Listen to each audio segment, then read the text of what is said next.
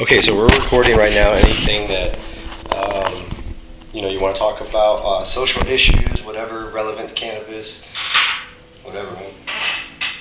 Well, my first opinion when you say cannabis is I think that he was probably the only rapper in the '90s who could be relevant today as far as his style. He was a battle rapper. Most people don't want to admit it, but he was ahead of his time probably about 15 years as far as what he was talking about, pretty much how he put his whole style together. If you put him in the same arena with 50 Cent in 2003, he would have sold millions. And the reason why I say that is because when he came out with Battle Rap Against LL, the public wasn't ready to hear that.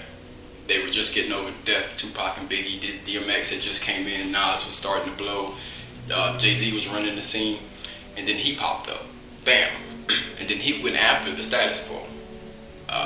Reason why 50 Cent was successful is because he did it on the underground for like 8, 9, 10 years, and that got people used to his style when he came. And cannabis had already paved the way. And he had already paved the way, and I say if you put 50 Cent versus Canibus in 2003 instead of Ja Rule, it would have changed the whole landscape of hip-hop music, But because 50 Cent was their inside man, you can see why they allowed him to flourish, because when he came into rap, it transformed from hip-hop into full-blown rap, and most people don't understand the difference, because hip-hop is a culture.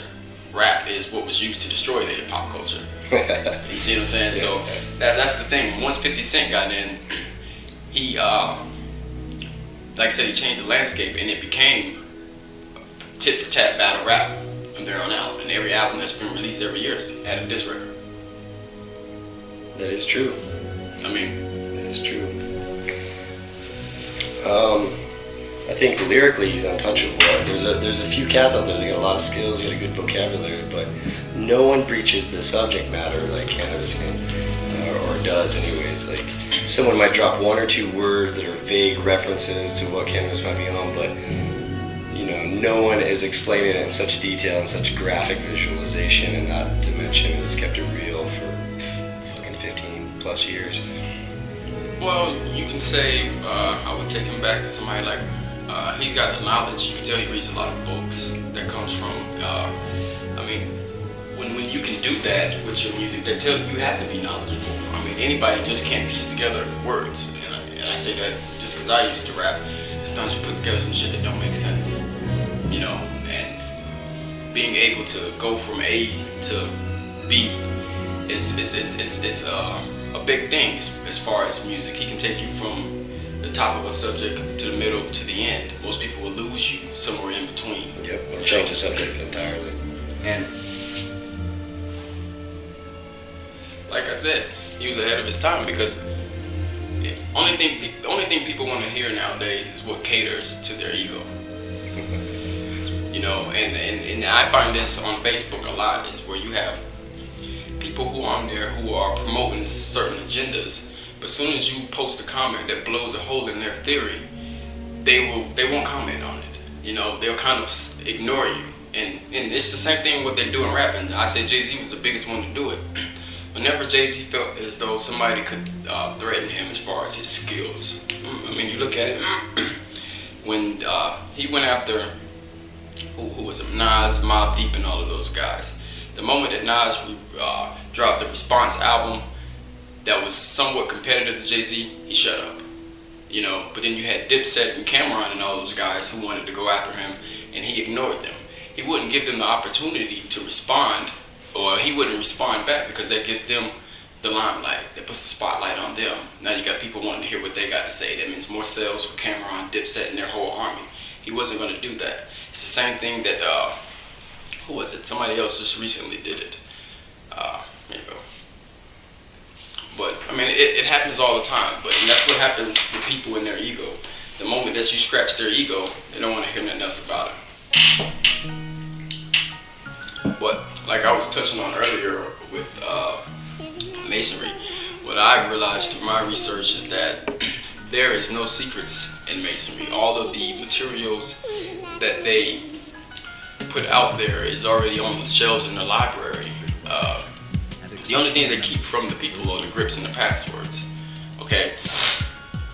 And what people don't realize about the grips is that the grips were there for a specific purpose to keep you from being able to tell the difference between the range structure and who they were.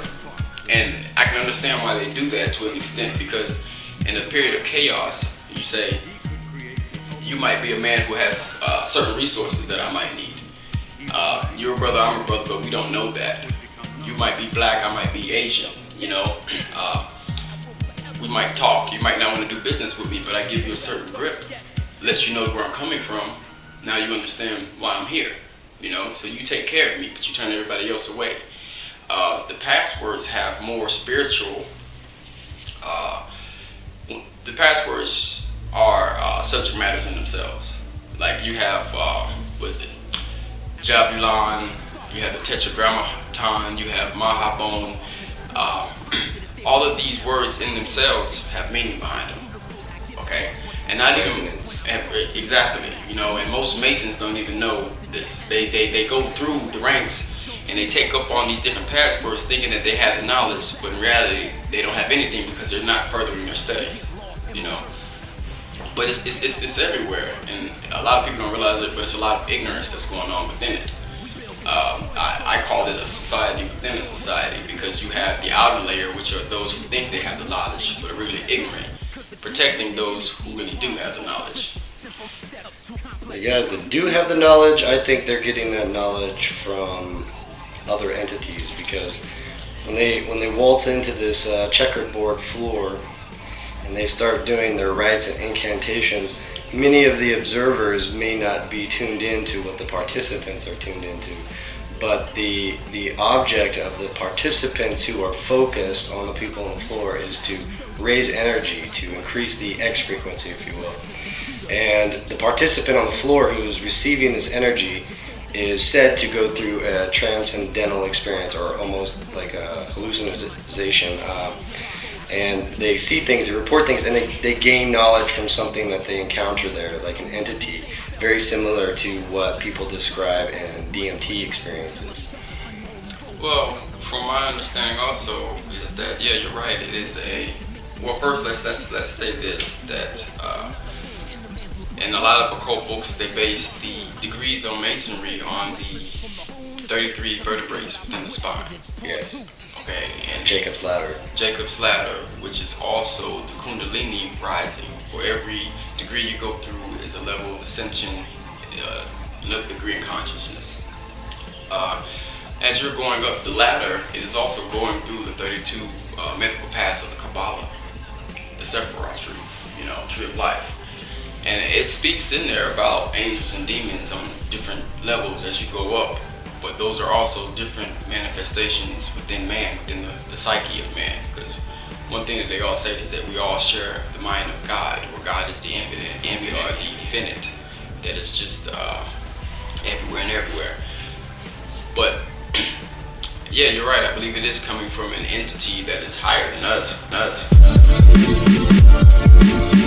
From an entity that is higher than us. Infinite.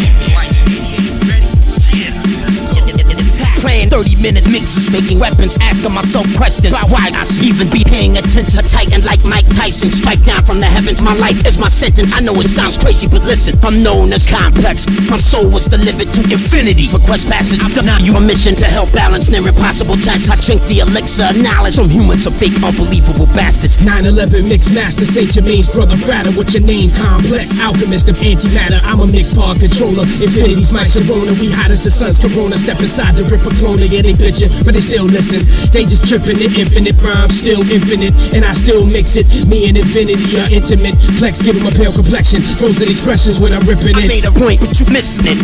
I'm the illest in the whole wide world. If this makes some shit, nobody applauded. They just running like a bunch of pigs and shit. Not one of the fucking faggots is even worth half this.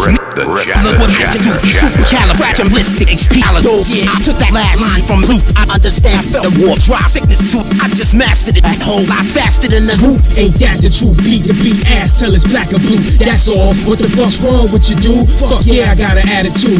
I got a craving for attacking you. Every step you take is a jacker move. Fuck you, you have now become dragon food. When I get into my zone, man, I'm not responsible. It ain't a screen name alive, that's an obstacle. Complex blade runner, show a surrogate what I can do. Okay.